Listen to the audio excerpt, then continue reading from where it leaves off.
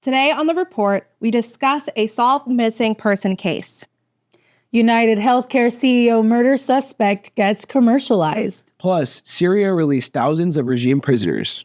And St. Nicholas's resting place may have just been found in time for the holidays. The Report starts now.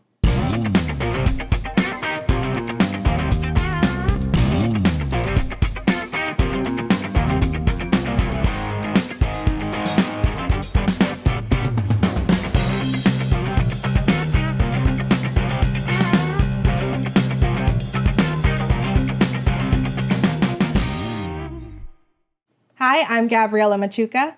I'm Jasmine Alvarez. I'm Justin Rosette. And I'm Noah Sakadas. Don't forget to follow us on our Titan TV Instagram at Titan TV CSUF to keep in touch with us and view our latest content. After a month of searching, 30-year-old Maui woman Hana Kobayashi has been found safe as reported on Wednesday, December 11th. Kobayashi was first assumed a missing person back in early November after arriving to Los Angeles International Airport from Maui on November 8th. Concerns were raised when Kobayashi failed to board her connecting flight to her New York, and her family last heard from her 3 days later on November 11th. During the time period between the 8th and the 11th, Kobayashi had sent messages to her family showing herself at different locations in Los Angeles, including the Grove Mall and the Nike store, before contact with Kobayashi was lost. Texts sent from Kobayashi included cryptic messages. One message sent to a friend of Kobayashi stated that she, quote, got tricked into pretty much giving away all my funds, end quote. To this, Kobayashi also sent a follow-up text claiming that she was betrayed by, quote, someone I thought I loved, end quote. Concerns that Kobayashi was abducted led to a search effort involving Kobayashi's family and LAPD. Kobayashi's family flew from Hawaii to Los Angeles to make media appearances on news stations like CNN and pose outside of local LA areas such as the Crypto.com arena to raise awareness about her disappearance.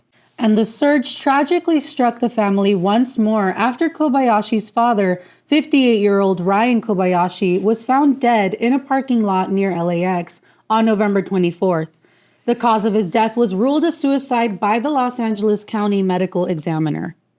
Video footage and photos showed Kobayashi in LAX retrieving her luggage on November 11th before she was seen at Union Station purchasing a Greyhound ticket to travel the U.S.-Mexico border. U.S. Customs and Border Patrol found video surveillance that showed Kobayashi at the San Isidro port of entry about 2.5 hours away from Los Angeles, crossing the border over into Mexico on November 12th. Kobayashi was considered a voluntary missing person by the Los Angeles Police on December 2nd. Los Angeles Police Chief Jim McDonald stated in a news conference, quote, to date, the investigation has not uncovered any evidence that Kobayashi is being trafficked or is the victim of foul play. She is also not a suspect in any criminal activity, end quote. As of now, the family has released a statement claiming that they have found Kobayashi and that she is safe. Lawyers representing the family have claimed Kobayashi's whereabouts to be in Mexico. Venmo payments from Kobayashi's account to unidentified persons and the discovery of immigration documents in Kobayashi's home have led the family to claim she may have gone missing as a result of being scammed into a green card marriage scheme. But such allegations of the arranged marriage have not yet been verified. As California grapples with an ongoing housing crisis, the Los Angeles City Council made a significant zoning decision by voting to keep most of the city's residential land protected from the construction of new apartments on Tuesday, December 10th. In a 15-0 vote, it was decided that the city would increase the construction of new housing in high-density residential areas and business districts, largely avoiding single-family zones. During the council's meeting, they discussed plans to have City Attorney Heidi Feldstein Soto draft an ordinance to carry out the new zoning approach, incentivizing the construction of market-rate and affordable living units. Such action comes from state housing mandates to rezone the city for more than 250,000 new homes to alleviate the housing crisis by 2029. The vote has raised disappointment amongst housing rights advocates who argue that avoiding to allow new apartment buildings in neighborhoods zoned for single-family houses creates larger inaccessibility to housing as single-family neighborhoods currently make up 72% of LA's residential land. The current plan shows incentives to build in single-family zones would only apply if the property is owned through a public agency or a faith-based organization, which make up a small portion of the city's single-family lots. Homeowner groups that have previously lobbied city officials to avoid development in their neighborhoods celebrate the vote, citing concerns of increased traffic to be a reason for opposing the construction of apartments in areas designated to single-family homes. Councilmember Nithya Rahman disagreed with the vote, stating that the plan would result in the demolition of several existing apartments, leading to the displacement of tenants. In a speech to her fellow council members, Rahman said, quote, "What this plan is doing right now is putting in a target on their backs," end quote. Currently, it is believed that the housing plan would increase the city's housing capacity by 30%. But studies from UCLA's Lewis Center for Regional Policy Studies found that the city's proposal will not create enough housing to properly meet the 2029 deadline. Merch sellers are capitalizing on the fatal shooting of the United Healthcare CEO, Brian Thompson. Much of the items being sold include shooter Luigi Mangione's likeness or the words, quote, "deny," and quote, "defend," and "depose," a phrase written on Mangione's shell casings. Sellers are utilizing e-commerce platforms such as Etsy, eBay, and Redbubble to sell their things. They are prohibited from those websites from selling any items that glorify or incite violence. Merchandise came around following online fanfare, which involved making light of and celebrating the killing. People expressed their frustration with the state of health insurance industry, sharing stories of coverage denial, mistreatment, and financial hardship. For graphic designer Michael, whose adjudicator logo went viral on TikTok, it was very telling. He told NBC News, quote, "It says something about society that we can relate to the killer more than the billionaire and his family. I don't personally believe in violence, but I have a problem with their entire business making money off people suffering and dying," end quote. Brian Thompson's family put out a statement following his death. In it, his two children and wife Paulette called him an, quote, "incredibly loving, generous, talented man who truly lived life to the fullest and touched so many lives," end quote. Luigi Mangione was arrested and charged with murder, possession of a loaded firearm, possession of a forged instrument, and criminal possession of a weapon. Many online funding efforts have been established by his supporters to help pay for his defense. According to the crowdfunding website Give, Send, Go, they have raised over $50,000.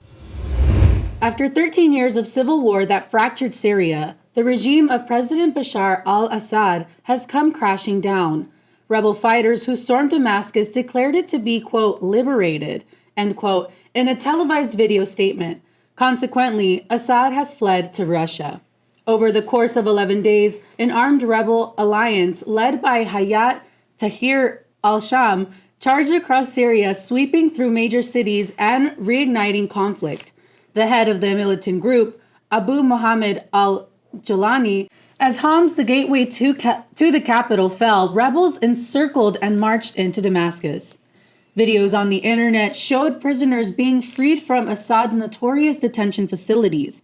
The United States, Turkey, the UN, and several other Western nations continue to designate HTS as a terrorist organization. President Biden described the fall of the Assad regime as, quote, "a historic opportunity for the long-suffering people of Syria to build a better future," end quote. Biden then cautioned it was also a moment of risk and uncertainty in the region. Many in Syria are celebrating this unexpected political turn that caught much of the world off guard. Jalani declared victory for the entire Islamic nation, which marks a new chapter in the history of the region. Even then, the U.S. and the SDF began relocating ISIS detainees, launching dozens of airstrikes to ISIS targets in an effort to ensure that ISIS will not continue with their activities going forward. Now turning over to a story in the spirit of Christmas, archaeologists in Turkey may have uncovered the tomb of St. Nicholas, the inspiration behind holiday icon Santa Claus. Excavations in search of the saint's resting place have been in motion since 1989. This latest find uncovered a 6-foot-long limestone tomb with a raised lid and pitch roof buried 6 feet underground near the Church of St. Nicholas. The sarcophagus was found within a 2-story structure that borders the church's courtyard, the tomb itself being in the ruins of an ancient basilica submerged by rising sea levels in the Mediterranean Sea during the Middle Ages. Historical records have shown that the church was constructed on top of the foundations to protect the saint's tomb. Previously, the saint's remains were moved dozens of times to prevent smuggling of the saint's resting place due to his popularity.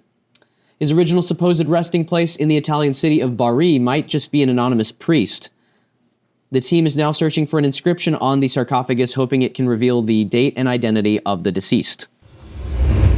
This is a monumental moment in the Middle East's history where we saw in this past week a 13-year civil war in Syria get basically finished in a really fast pace. I mean, there was a quick storming into the capital, and this essentially dictator of the country that's been supported by Russia and China has fled into Vladimir Putin's grasp. What do you guys think about this?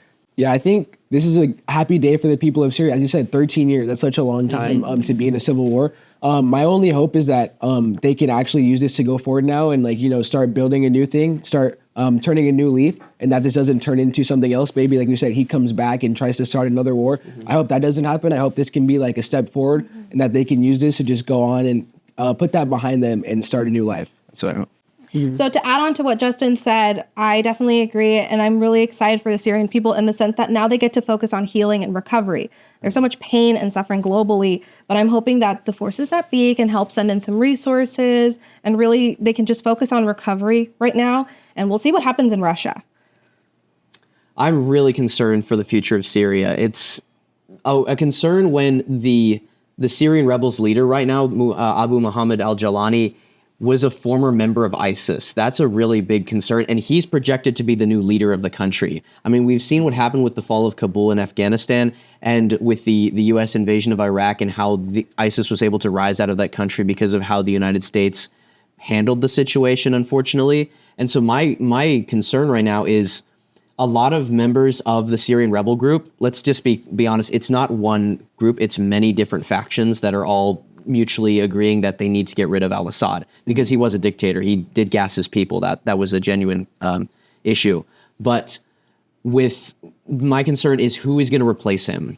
And right now, the leader of the biggest faction of the Syrian rebels is al-Jalani. And this guy is a fundamentalist who hates the West. He hates the United States of America. He only is relying on them right now and working with them because the U.S. is funding weapons to his people so they can beat Assad because Assad's with Russia. It's a really delicate situation, and I'm really concerned for how Syria is going to move forward from this.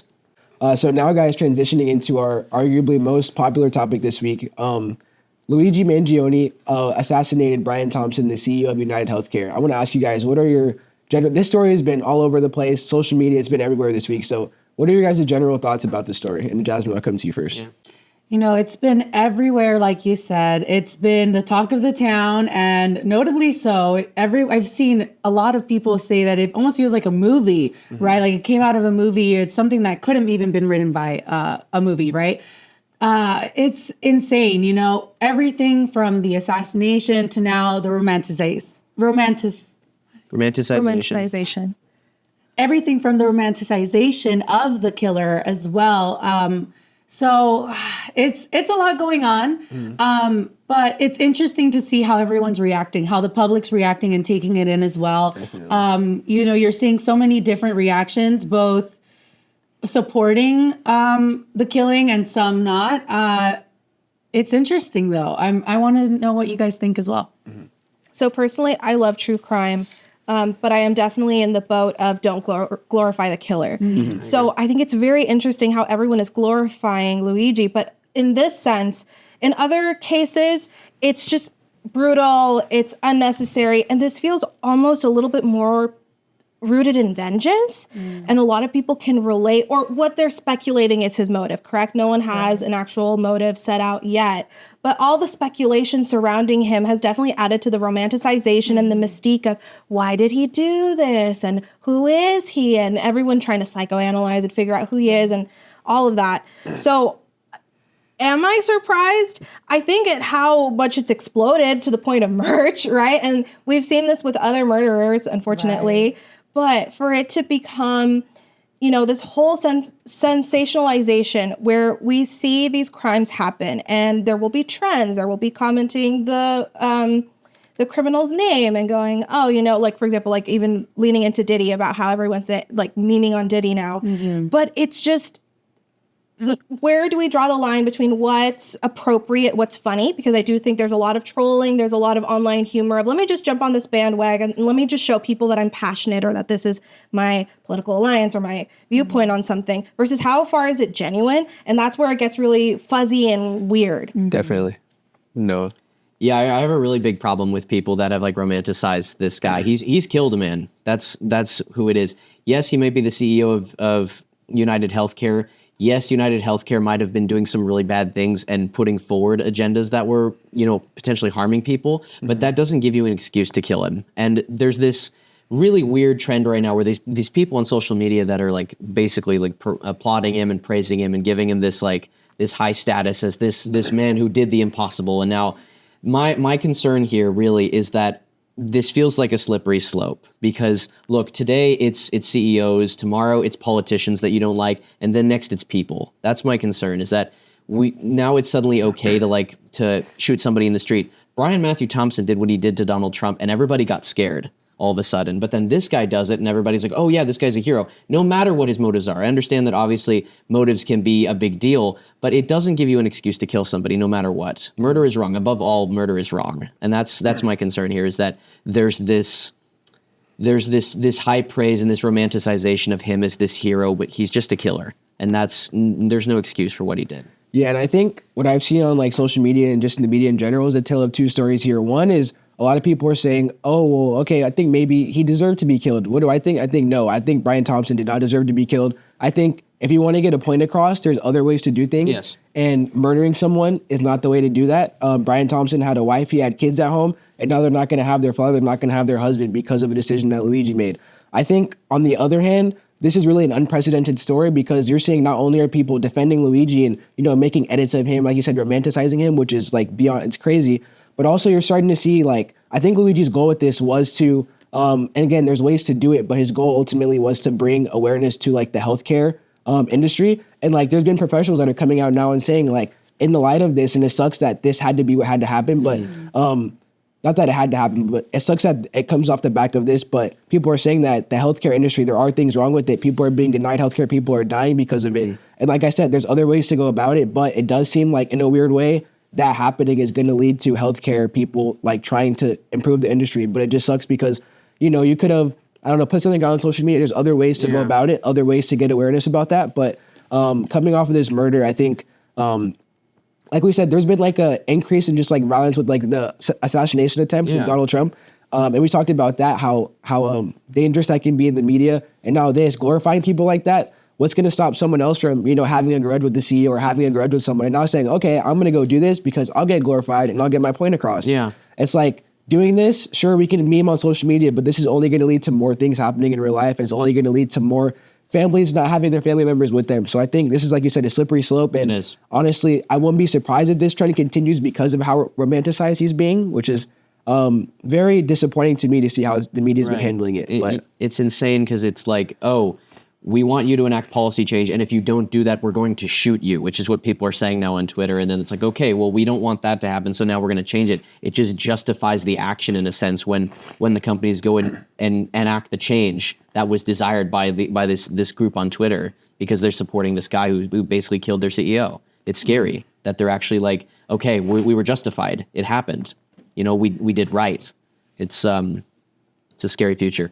So when I first heard about Hana Kobayashi's case, it was through my dad, and it was actually with the update of the father passing away. And now that she's no longer a missing person, I think it's so devastating personally that her father committed suicide over her allegedly being missing. And it's just a nebulous case in the sense of, was she really missing? Why did her dad die as an outcome of this? Are there any feelings about the case itself, Hannah? Definitely. I think it's an interesting, mysterious case. It's really intriguing, but at the same time, you want to be, you want to give them privacy, the family privacy. They're obviously going through a lot. Like you said, they've lost the father. They had a daughter who they believe is missing. There's question marks all over it. Like you said, there's gaps in the stories or holes that we're not quite sure how to fill. It's interesting though. There's a lot of speculation from the family who do believe that there could have been some sort of foul play in terms of maybe setting up, right, a legal marriage, like some sort of green card. So it's interesting. I wonder if that was the case or if it was more so that she just wanted space. You know, she did go on that plane ride with her ex-boyfriend and then didn't go on the second. So I'm curious as to what her mental state was like at the time. You know, at the moment, the only person who knows is her. So it's interesting to see how it's going to progress. Yeah, I think to me, the story just has so many loopholes in it. Like you said, like from the cryptic text messages, it seemed like for a couple of days after her flight to LA, she was like out and about. Like she went to the mall, she was at the Nike store. And then after that is when she went MIA. And so like they were saying that she crossed the border into Mexico like on her own. That's why they said she was like a missing person like voluntarily. So there's a lot of loopholes here. But I think like you said, Gabby, the part that struck me about it was like halfway through the search, her dad committed suicide. And that's so heartbreaking, especially considering that she's still alive. So, you know, now she's going to come back home and not have her dad there. And so I think there's just still so much to be uncovered. What happened in that time? Was there a scheme? Was she just, I don't know, trying to get away? What was the story here? But I hope we can kind of get that context in order to be able to just put everything together. And with that, that's all we have time for today.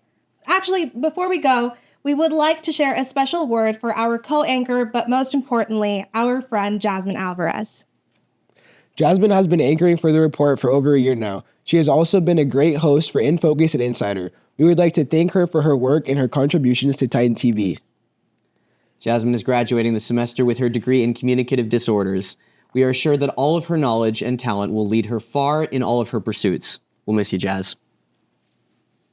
Have a good break, everyone.